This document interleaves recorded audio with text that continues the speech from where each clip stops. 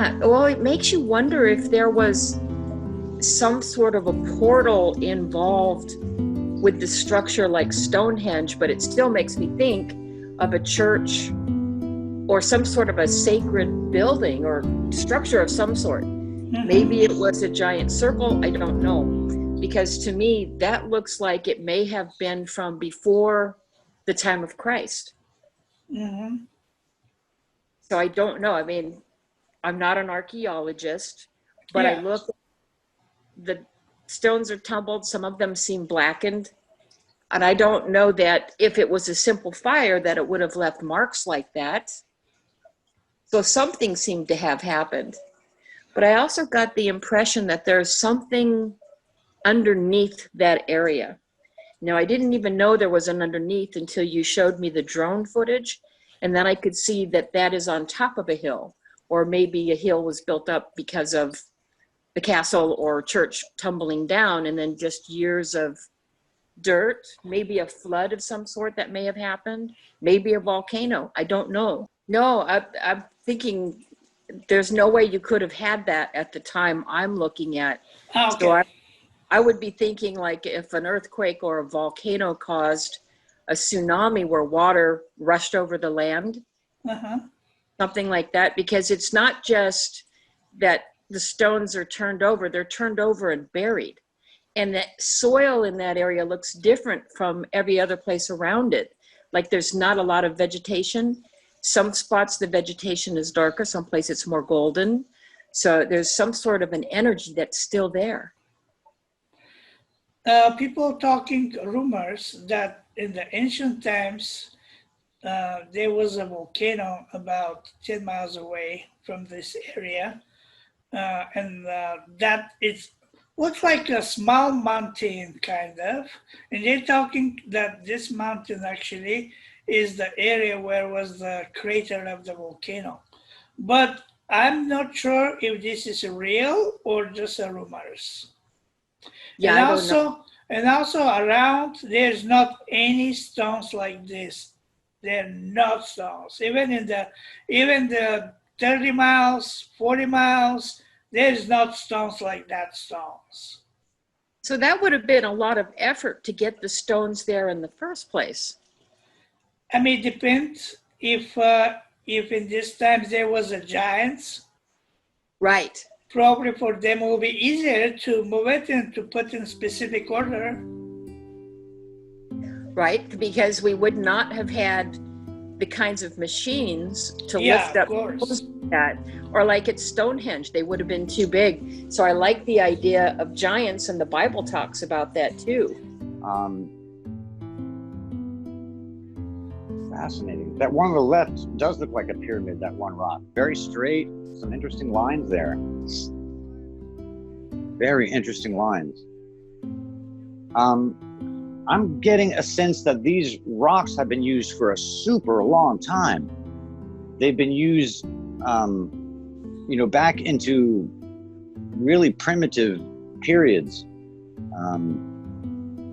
This is really fascinating. Okay, let me write some of this stuff down as it's coming to me. Just give me a second here. Okay, I'm getting a lot of different things have happened here. From tool sharpening and experimentation to a small group living right here thousands of years ago.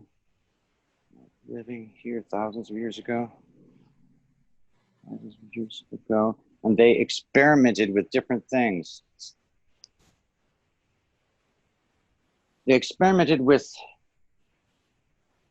like a rope in sand or something. I'm getting like a string in sand. They were trying different ways to carve in stone, and they also used the area for sharpening weapons over time.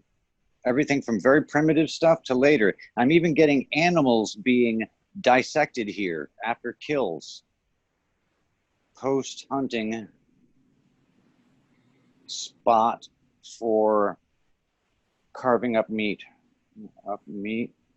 I'm getting nothing extraterrestrial or abnormal. I'm just getting a lot of natural history around these. But there's a whole series of rocks over that whole hillside there and around that are these kind of almost megalithic type rocks that would be dropped from ice, retreating ice glaciers, from retreating glaciers. So there may be some unnatural minerals in some of these rocks that are not from that immediate area because they were dragged from further south from glacial movements. That's what I'm getting. And I'm getting this location being used for a long time by different groups for different reasons. Very primitive peoples using it as a location for living right there. But they also use the stones for a variety of different purposes, from, you know, tool sharpening to experimentation with stonework to carving up meat, post hunting. They even, I think you might even find, what's it called? Vitrified? Vitrified? There might be an area there where they had a little bit of kind of like a, I forget what, a forge almost, an oven. And that's it. I'm not getting anything else really extraterrestrial or weird about it. I'm getting the area there is actually an anomalous geomagnetic area of inflow from the magnetic field. I'm getting that inflow magnetic field line. Interesting. So is that in Bulgaria? Yes. Fascinating.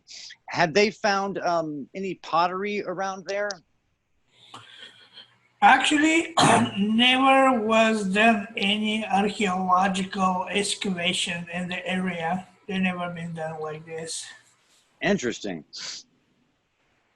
I think there's some unusual shapes there that are flukes of nature, kind of. Have you ever heard of the Yanaguni monument off of Japan?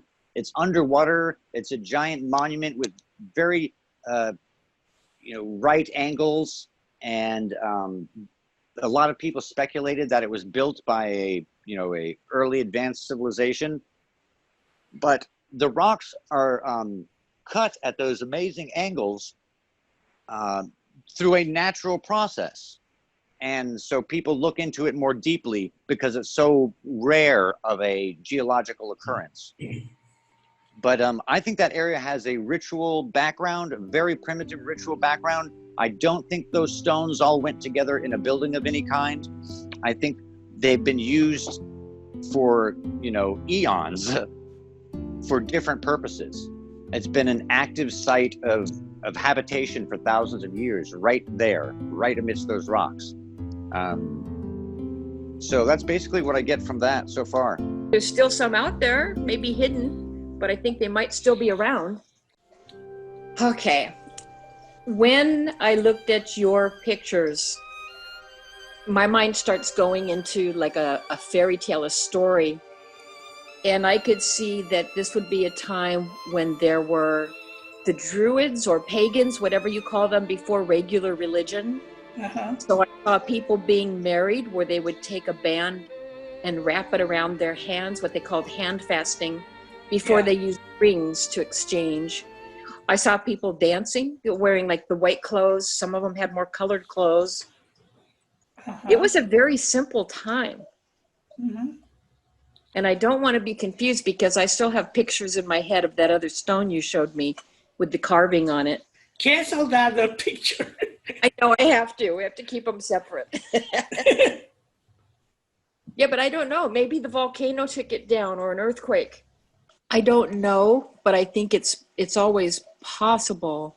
But it seems sad that an area that seemed very innocent at the time would become that corrupted, but that matches Bible stories perfectly.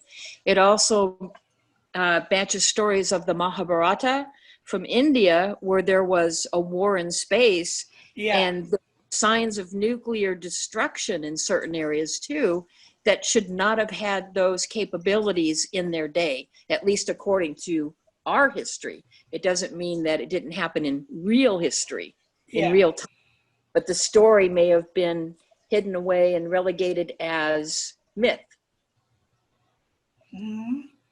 But I think that the fact that some of the lines from the Mahabharata were used when our own nuclear weapons were first used, now I have become death, the destroyer of worlds.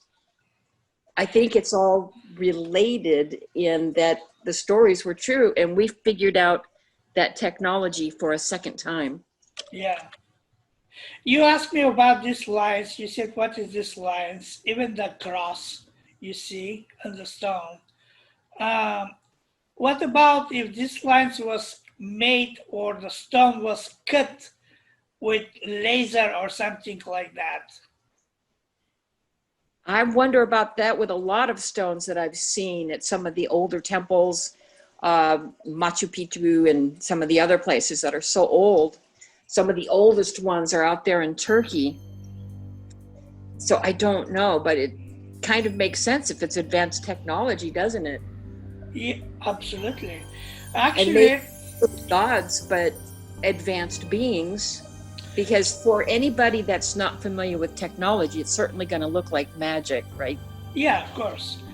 So to me, it could. Yeah, go ahead.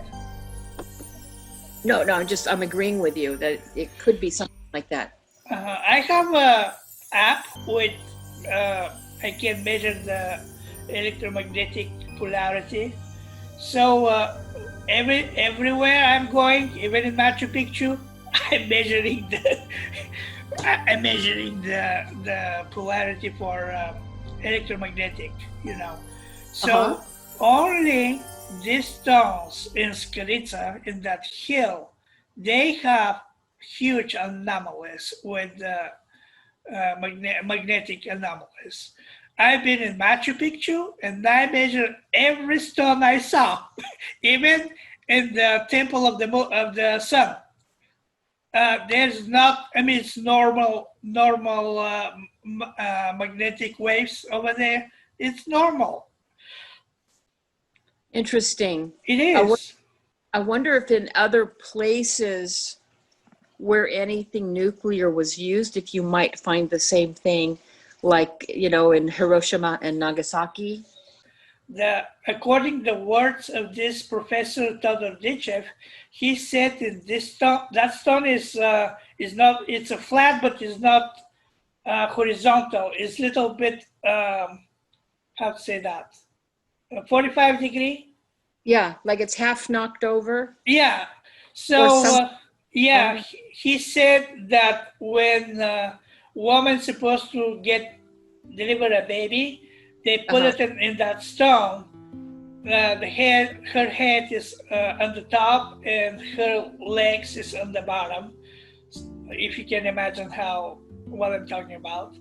Well, it's funny thinking about fertility rites. Yeah. So when she delivered the baby, the person who helping with that delivery, they took the baby and they not put it literally, but nearby that stone is another area. It looks like a tube,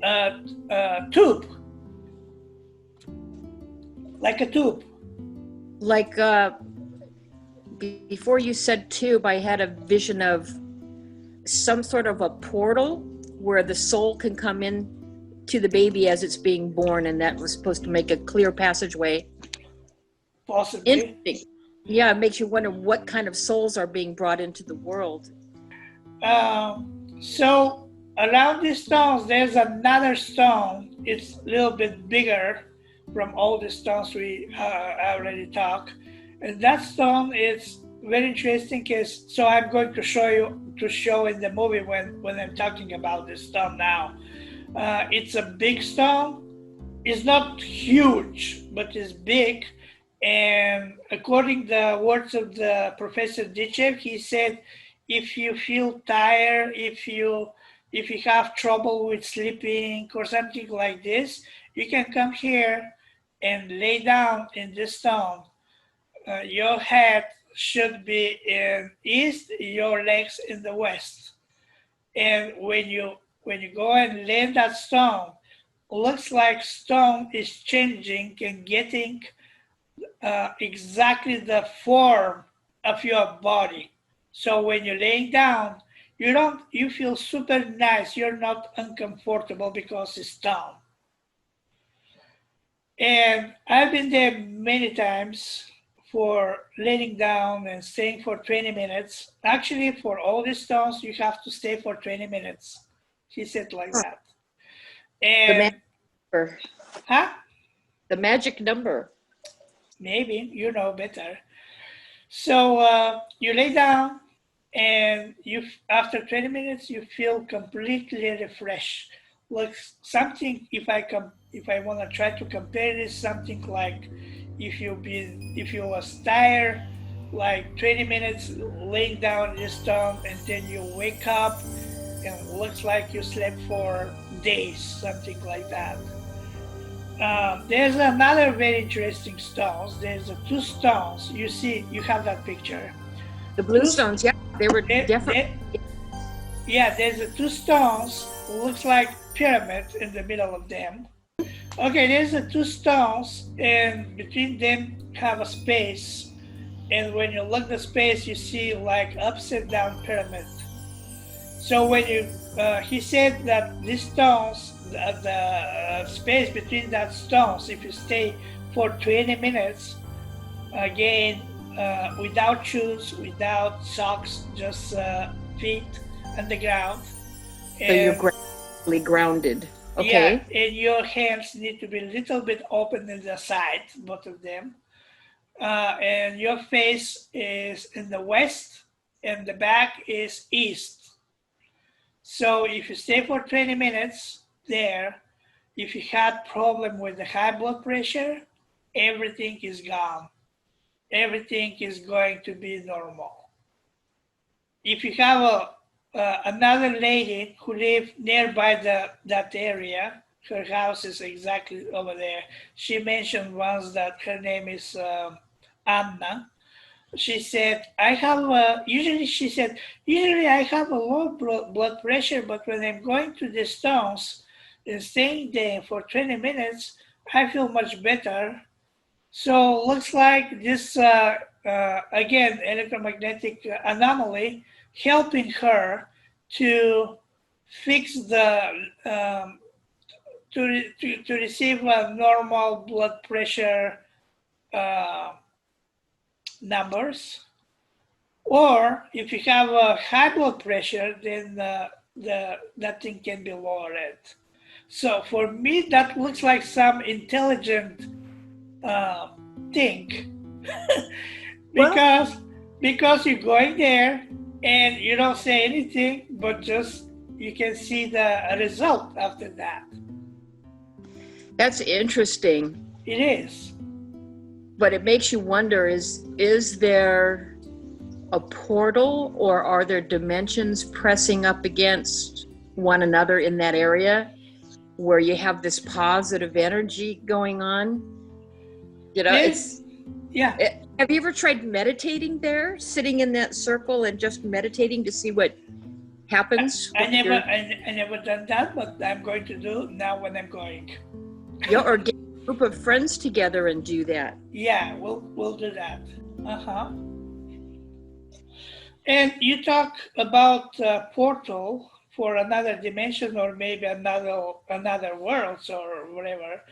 And I have this impression also, because you maybe something like wormholes, because most of the time the UFO crafts is coming in our world. They're using wormholes, and this is a fact. Many scientists talking about this, even Stanton Friedman talking about that the visitors from another planets or worlds or dimensions.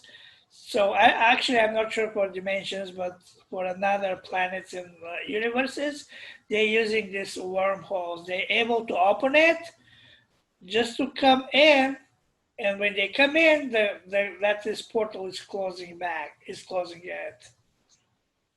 So maybe, makes you wonder, was it created or was it naturally occurring? And maybe there are things like that all around the planet that we're just not aware of, or that is like suppressed information. And could it also be that that electromagnetic field is something that could be picked up to be active, or maybe even as a source of energy for the craft? Because they've talked about having ships show up over Stonehenge, and I think they have some sort of a field as well. You'll have to get out there with your meter and measure those stones. Yeah, when they have a chance. And there's in crop circles, I know you're familiar with crop circles. Yeah. They pick up signals from inside the ones that were, well, even if they're not naturally occurring, like from the ships, the ones that people make seem to put out a signal too. So there's something about the forming of those circles. It would be great if we could get an overhead shot that's clearer on top of that mound to see if it's more circular, like if it was something like Stonehenge. And then about the stones, I talked with Clifford Stone and with Sixto Paz from Peru, and they both of them, they said that stones was moved from somewhere, put it there, and put in this specific order for some purpose. Right. What he mentioned, by the way, for altars, for sacrifices, you talk about in your visions, you said something similar about this. Yeah, that it was changed. It became evil for sacrifice. But it says that that place is very pure. So when you do sacrifice of animal, then your offering is, I mean, the animal is getting pure. It's an innocent life. Yeah, right. So, I mean, something like the animal doesn't suffer of this sacrifice, and at the same time, your offer is accepted. Something like this. Interesting that he would say that too. I didn't want to go there because it's dark. That's when I said in my notes to you that it felt like something had changed.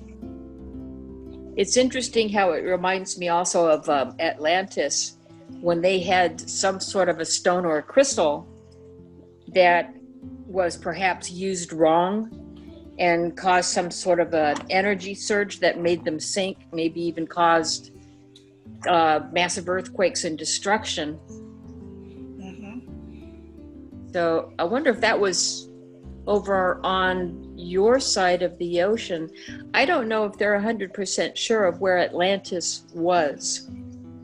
I would like to thank you that we have it today with UFO Disclosure Bulgaria, and Buddy also will be added to this audio and video. And thank you, Buddy, for sharing your visions and your interpretations about this interesting, phenomenal healing stones and spiritual life area. Thank you, both of you. Thank you. Thanks for having us.